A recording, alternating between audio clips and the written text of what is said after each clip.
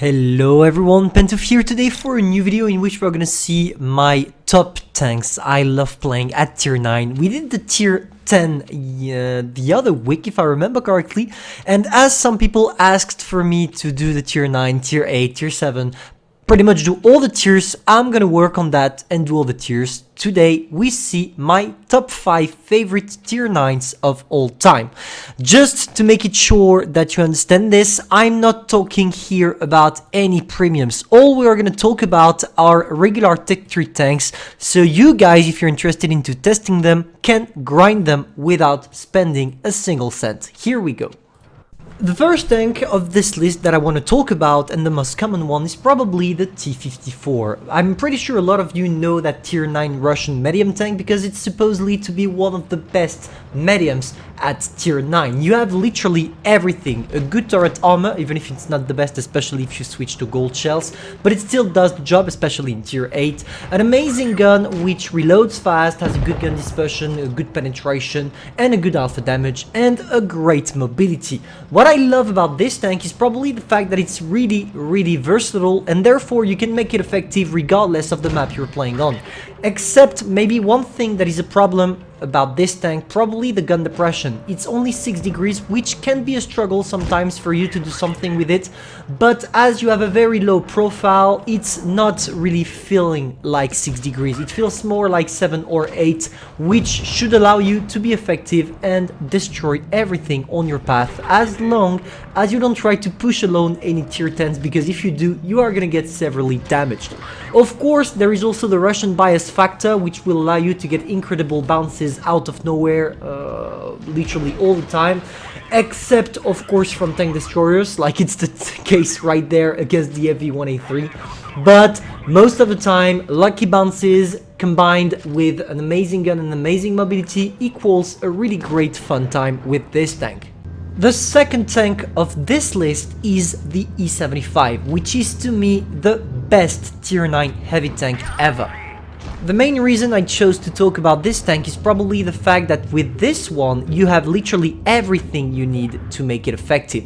You have an amazing alpha damage, 460, which will allow you to afraid both tier 8s if you encounter them, because you will just erase 1/3 of their HP every time you shoot, or even tier 10s, you will erase 1/5 of their HPs, but that's still quite a lot. So both parties at tier 8 and tier 10 will fear you, but also the armor profile, which makes it quite amazing. If you're falling against tier 8s, even your hull armor, I mean the bottom part of the hull armor, is quite strong, and possibly you will be able to bounce them even if they shoot at your weak spot, which makes the hull one of the best in my opinion at tier 9. And also for the tier 10s, they are going to penetrate it quite easily, but where the tank becomes really strong, it comes to the turret armor. Yes, you have a cupola, yes, it can be boring sometimes, yes, it was my phone that just rang and I hope you didn't catch it, and yes, what makes it quite impressive is probably the fact that your gun mantlet is huge, and with a huge gun mantlet it makes it way easier for you to bounce shots from your opponents. And on this tank, that's exactly what is happening. Your gun mantlet is nearly as big as the whole turret, which will allow you to get a lot of bounces, which will allow you to sustain more on the battlefield and therefore be more effective and having more fun. Talking about most fun tanks, I couldn't do this top without talking about the tier 9 British light tank, the Vickers CR. There are 3 main reasons why this tank is here. First, it has this light mobility which allows it to be really flexible on the battlefield. If you go on the wrong side, you just have to go away and come back to your team. Nobody will outrun you, even not tier 10, which makes it a really cool tank. There is also the gun mantlet. You have a huge gun mantlet on this tank, and most tanks can't go through your gun mantlet, and having a gun mantlet that big with 10 degrees of gun depression makes it really good on the battlefield, because as long as your enemies shoot at your gun mantlet, it's gonna be a bounce. So just imagine a light tank with armor. That's exactly what the Vickers is, and that's why it makes it really a cool tank to play. And finally, the third element making it completely broken in my opinion, that's the HE penetration. I want to remind you that this tank has a 350 alpha damage gun, which can climb up to 440 when you're using using HE. And as you have more than 100 millimeters of penetration, you can nearly go and penetrate every single tank on the side with this tank using HE, which increased your DPM, which makes it a broken tank. The number 2 is the Conway. For those of you following the channel for a very long time, you know I like two things: HESH shells and tank destroyers. If you combine both, you have the Conway. Unlike the FV-183, this one is actually accurate, which makes it quite fun to play, and also your DPM is literally amazing. What I love with this tank is that it's so versatile, because you can either play it with penetration using your AP or play it for damage using your HESH shells. That's what is lovely about this tank, and that's why I probably love playing it and got a lot of battles with it. Also, if you combine that with the fact that your gun mantlet can actually bounce shots, it's not gonna happen a lot, but you can actually bounce shots in your gun mantlet, and knowing you have 10 degrees of gun depression, it makes it really easy and flexible on most terrains. If you add to that the fact that your mobility allows you to go away when you need to, or to push with your enemies, you have here one of the best tier 9 tank destroyers the game has to offer. And finally, my favorite tank at tier 9, the T-30.